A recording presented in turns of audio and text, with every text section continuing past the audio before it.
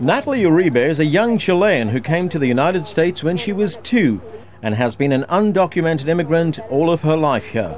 Now the new rules announced by President Barack Obama will give her a chance to change that. Because I've already come out as undocumented, but there are still a lot of students who live in fear that they'll be deported any day now. Or not just that they'll be deported, but that it'll also affect their families. And so this would allow these students to no longer have to live, almost persecuted by this fear. There are believed to be 800,000 people in a similar situation to Natalie's across the United States. Most live in fear of being deported, although many have lived here for most of their lives.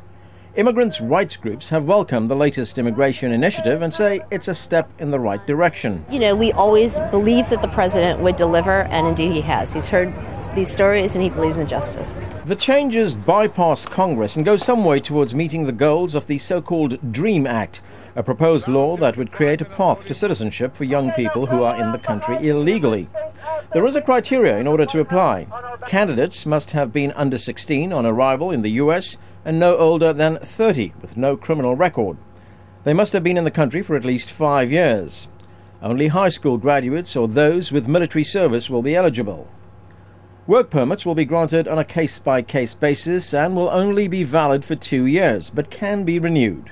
But this will not grant immunity or amnesty. It's not a permanent fix. This is a temporary stopgap measure. Immigration is a politically explosive issue in the U.S., especially during a presidential race. A reporter for a conservative magazine heckled the president on the issue. It is the right thing to do. Excuse me, sir. It's not time for questions, sir.